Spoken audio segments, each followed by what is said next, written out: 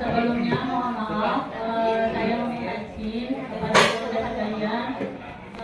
Di sini saya ingin melaksanakan kegiatan diseminasi ini, salah satu bentuk aksi nyata yang harus saya lakukan dalam pemenuhan tugas di pendidikan guru penggerak. Baik yang saya hormati guru dan ibu pengawas, Bapak Ibu Kepala Sekolah, serta Bapak Ibu guru-guru hebat sekalian segugur 3 dan gugur 4 di Kecamatan Pembang. Pertama-tama marilah kita mengucapkan salam dan salawat kepada junjungan kita Nabi Muhammad. Diseminasi ini adalah judulnya tentang pemahaman dan penerapan modul 1.4 khusus di tema budaya positif di sekolah. Jadi perkenalkan, saya Umi Arida Amir, guru kelas 2 dari UPPD SDN 144 Padaelo, sekaligus calon guru penggerak angkatan 9 Kabupaten Wajo. Bapak Ibu guru hebat sekalian, karena mengingat di kurikulum Merdeka sekarang di mana kita dituntut bahwa pembelajaran itu harus berpusat pada murid. Di kurikulum Merdeka ini kita lebih diupayakan untuk bagaimana pembelajaran itu mendasar dari murid, oleh murid dan untuk murid Kan untuk memberikan sebuah budaya disiplin positif yang ada kita terapkan di siswa kita. Kita tidak lagi menggunakan istilah-istilah kayak semacam sogokan, ancaman maupun hukuman. Tidak sedikit itu masih berupa kesepakatan kelas. Nah, hasil kesepakatan kelas ini nanti belajar hari ini membawa manfaat sehingga dapat mewujudkan pelajar berprofil Pancasila. Terima kasih atas kesempatan dan perhatian Bapak Ibu guru hebat sekalian. Sebelumnya mohon maaf karena telah menyita waktu tak semua. Terima kasih atas kesempatan yang diberikan. Mohon maaf yang sebesar-besarnya atas segala kata dan hilaf. Jikalau ada benarnya, ada hal yang bisa kita ambil sebagai pembelajaran positif, itu datangnya dari Allah Subhanahu wa Ta'ala, dan jika ada kata yang salah itu datangnya dari saya sebagai manusia biasa yang tak ada gading yang tak retak, tak ada manusia yang sempurna. Akhirul kalam, wallahul muwaffiq ila aqwamit thariq. Assalamualaikum warahmatullahi wabarakatuh. Waalaikumsalam warahmatullahi Dan siapa tahu wabarakatuh. ada pun yang mau mendaftar guru penggerak angkatan 11.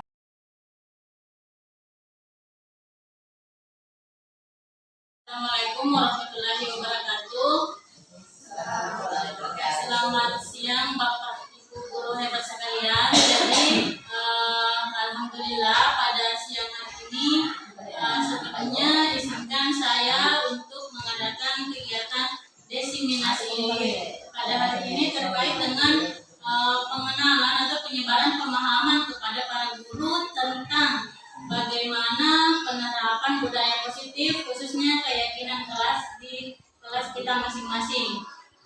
Baik, pertama-tama sebelum kita mulai mungkin kita bisa ice breaking sedikit. Oke, silakan berdiri, kita berdiri semua.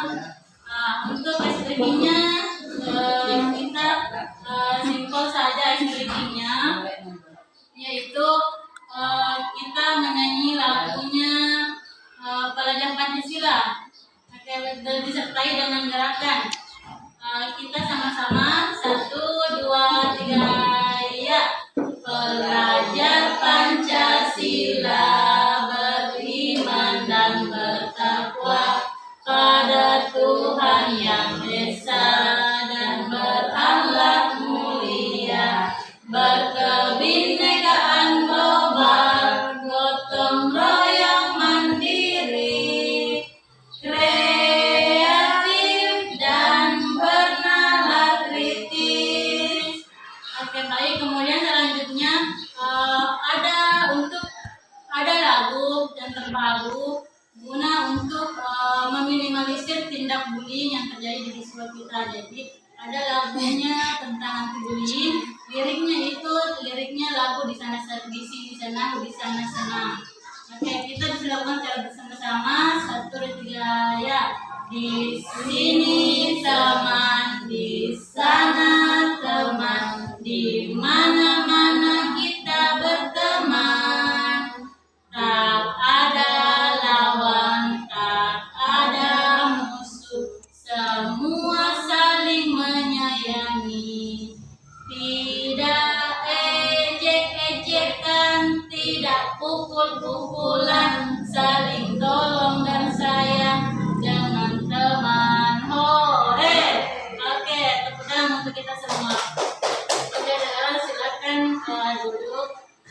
Oke, baik, untuk mengefisienkan waktu kita langsung ke materinya. Nah, terkait dengan budaya positif di sini, mungkin kita semua sudah tahu bersama bahwa di kelas kita sekarang yang ada pasti adalah kesepakatan kelas. Nah, untuk sekarang ini dengan adanya kurikulum merdeka, kita dihimbau untuk menggunakan istilah keyakinan kelas. Kenapa keyakinan kelas dipakai? Karena harus ada timbal balik dua arah antara guru dengan siswa. Jadi apa yang terjadi dalam kelas usahakan itu berpatokan kepada siswa, sesuai dengan kemauannya siswa. Nah, budaya positif merupakan perwujudan dari nilai-nilai atau keyakinan universal yang diterapkan di sekolah. Kolaborasi antar warga sekolah juga orang tua murid jika terlaksana dengan baik akan memunculkan serta mengembangkan nilai-nilai positif yang dimiliki. Kemudian selanjutnya, nah, disiplin positif di sini. Nah, yang disiplin positif maknanya yaitu diartikan sesuatu yang dilakukan seseorang pada orang lain untuk mendapatkan kepatuhan. Di mana maksudnya itu disiplin positifnya, kita menanamkan kepada siswa kita di kelas bahwa seperti ini nilai-nilai yang harus diterapkan. Kemudian selanjutnya, motivasi perilaku manusia. Sebagai seorang guru, kita dulu harus tahu bahwa siswa kita itu memiliki 3 kebutuhan dasarnya, yaitu kebutuhan bertahan hidup, kebutuhan cinta dan kasih sayang, dan kebutuhan kemesraan. Murid bukan hanya guru, tapi murid juga ini 3 kebutuhan prioritas yang mereka butuhkan di dalam kelas. Kemudian kalau misalkan ada siswa kita yang membuat masalah, kita harus mampu menyelesaikannya. Biasanya apa dilakukan ibu-ibu kalau ada siswa tak buat masalah?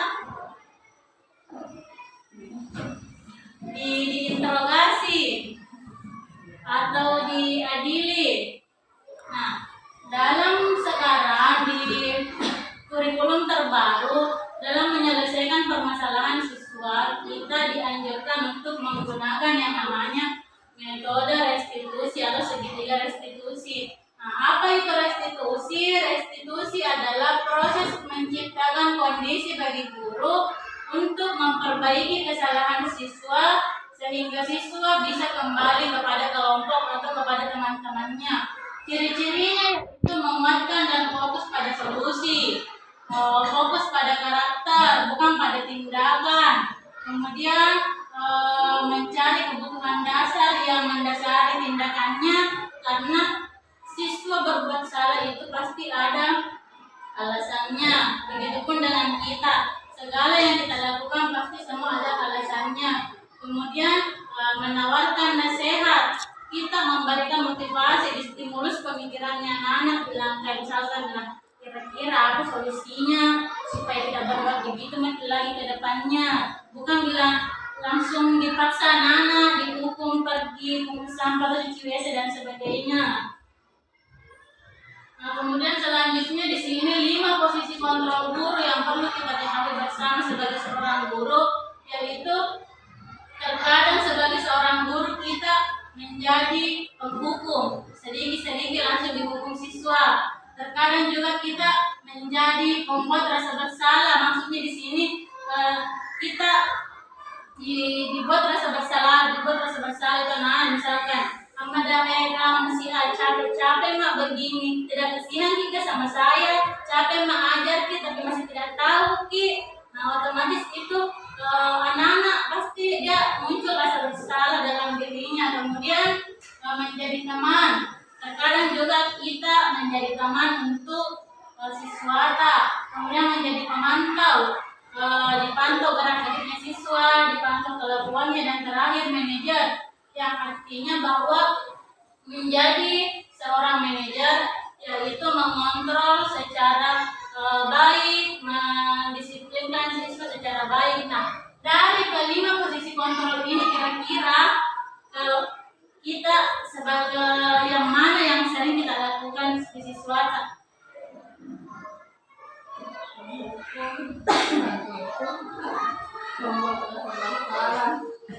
Ya, apa lagi? Pemantau, teman. Nah, semuanya bisa dilakukan. Oke, kemudian selanjutnya,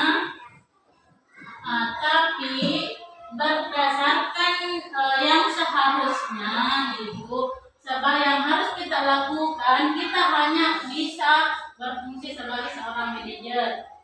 Nah, artinya bahwa kita harus menggunakan segitiga restitusi dalam menyelesaikan masalah siswa, yakni menanyakan keyakinannya dulu, bahwa halnya dia sadar tidak kalau dia berbuat salah, kemudian validasi tindakan yang salah, ditanya lagi, bilang bahwa benar gak berbuat begini, Wi?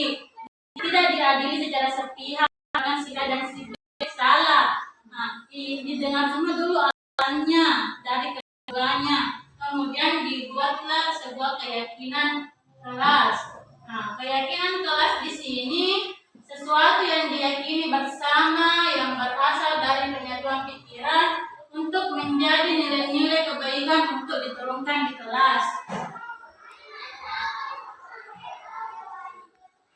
Jadi nantinya silakan kita bisa kesepakatan kelas yang ada sekarang itu sisa mau direvisi, diganti kata-katanya dari kayak kesepakatan menjadi keyakinan. Kemudian poin-poinnya itu kita tidak boleh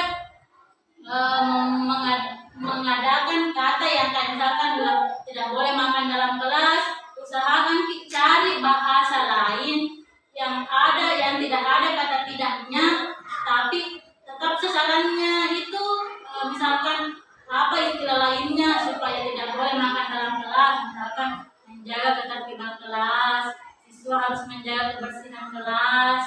Nah, jadi usahakan dalam keyakinan kelas kita itu tidak ada nih kata-kata tidak. Nah, dalam proses pembuatan keyakinan kelas itu kita harus melalui 4 tahap ini: merumuskan peraturan kelas menjadi keyakinan kelas, kemudian ada tanda tangannya siswa, jadi tidak hanya guru. Nah, kalau misalkan kita di kelas 1, 2, 3 tidak bisa di tanda tangan anak-anak, itu kita pakai cap jempol. Jadi kelasnya orang menjalankan kelas, menghargai teman dan guru, melaksanakan tertib kelas dan sekolah, bersikap tenang saat pembelajaran berlangsung. Nah, jadi di sini itu yang dipakai dalam keyakinan kelas bahasa universal, bahasa umum yang gampang ingat anak-anak. Tidak ada nih lagi kata tidak. Tapi di dalam keyakinan kelas itu semua harus mengandung bahasa yang bersifat positif saja dan sedikit. Yang penting itu anak-anak tak mudah ingat.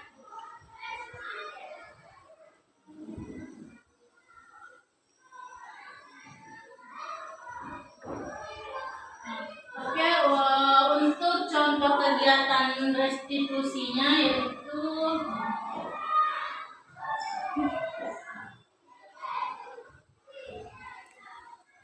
ini contoh.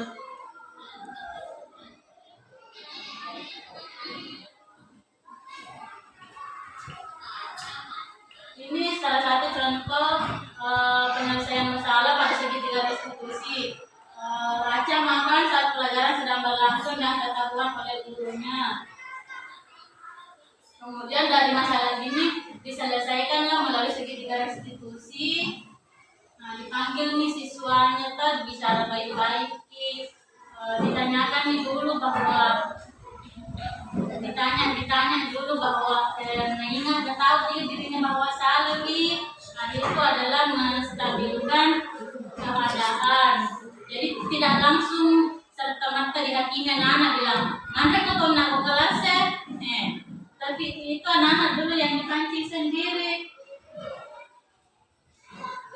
Kemudian dari situlah nanti terbitlah sebuah solusi ke depannya dia tidak akan makan. Dicari juga alasannya kenapa bisa makan dalam kelas, pasti lapar nih. Bisa pasti tidak makan di saatnya pagi sehingga tidak bisa ditahan di laparnya.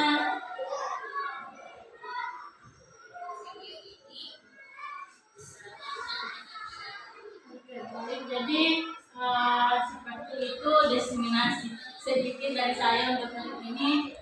Lebih dari itu hanya mohon dimaafkan. Assalamualaikum warahmatullahi wabarakatuh.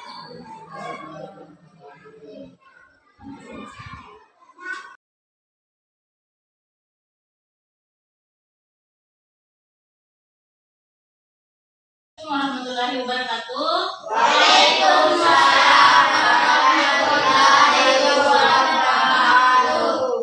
Jadi kan sudah ada kesepakatan kelasnya yang ditempel untuk kesepakatan kelas 6. Kemudian hari ini kita mau revisi kesepakatan kelas itu mau direvisi menjadi sebuah keyakinan kelas.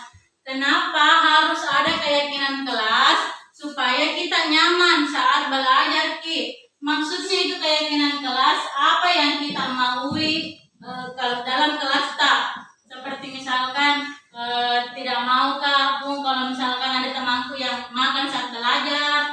Nah, tidak mau kalau ada temanku yang ribut. Mau kalau guru tak masuk tepat waktu. Nah, tidak mau dikasih banyak PR. Nah, silahkan nanti kita tuangkan semua itu apa yang kita maui, bagaimana nyamannya kita supaya kalau belajar bisa. Nah, sekarang silakan kasih naik pulpennya semua. Saya akan bagikan ini not.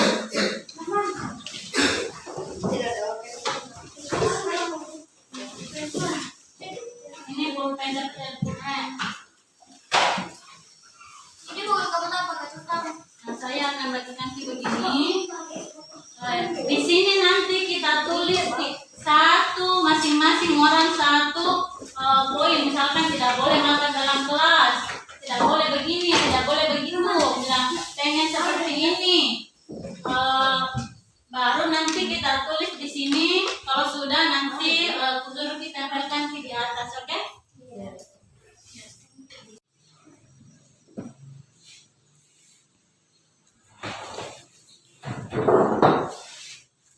Biar simple, misalkan biar sedikit saja kata-katanya. Bilang guru jangan marah-marah, dilarang membuang sampah dalam kelas, dilarang makan dalam kelas.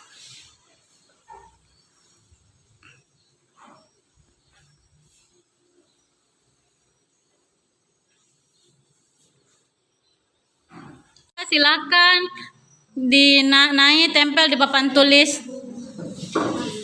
Bagi yang melarang membuang Jangan di situ yang ada sinarnya ya. Lampu aja lo ya wah. Pakai singi lampu nah.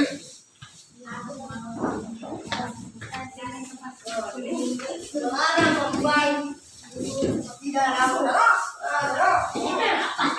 pengen lepas Menyalurkan atau menyampaikan aspirasi yang kita mau terkait dengan kaitan kita yang pertama di sini apa ini?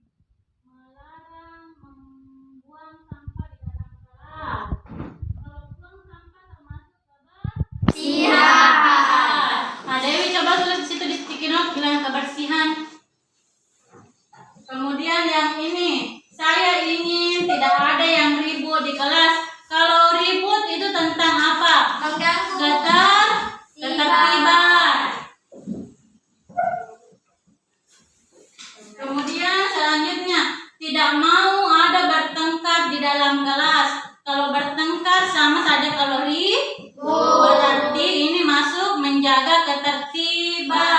ketertiban kelas. Iya. Kemudian ini, aku mau guru tepat waktu masuk kelas. Kalau tepat waktu berarti tentang kedisiplinan. Kemudian jangan makan di dalam kelas dan jangan buang sampah di kelas. Ini juga tentang kebersihan. Kemudian di sebelah sini,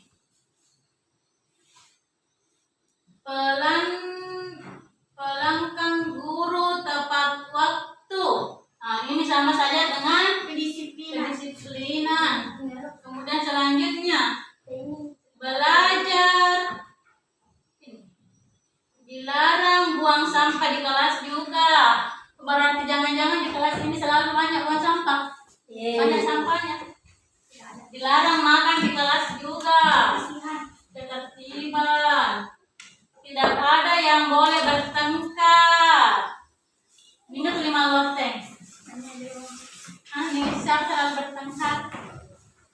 Itu dilarang kita mantap selalu maloteng. Dilarang main di kelas. Maksudnya ini main saat yang pelajaran, enggak? Iya, Dan belajar main juga. Iya, Bu. Itu Ibu sedih. Kemudian ini dilarang berantem sama teman, sama tentang disiplin. Kemudian terakhir tidak boleh makan di kelas, nah sama semua. Oke, jadi di sini intinya itu ada 3 poin, yaitu tentang ketertiban, tentang kebersihan, dan tentang disiplin. Jadi kesimpulannya hari ini, maka terbitlah keyakinan kelas kita. Silakan lihat semua di papan tulis. Di papan tulis itu sudah ada dari sticky note yang kita tempelkan tadi, maka terbitlah 3 poin, yaitu menjaga ketertiban kelas, Disiplin waktu. Nah, jadi mulai hari ini kita sepakat ya bahwa itu yang akan menjadi keyakinan kelasnya kelas 6. Sepakat? Sepakat. Oke, tepuk tangan untuk semua.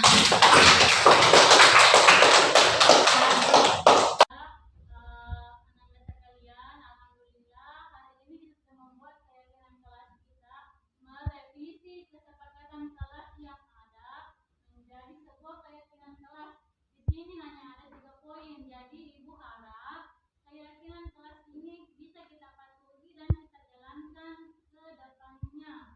Nah, ketua kelas ini bukan hanya tanggung jawabnya guru tak dan ketua kelas saja, tapi ini tanggung jawab kalian semua yang ada di kelas ini, oke?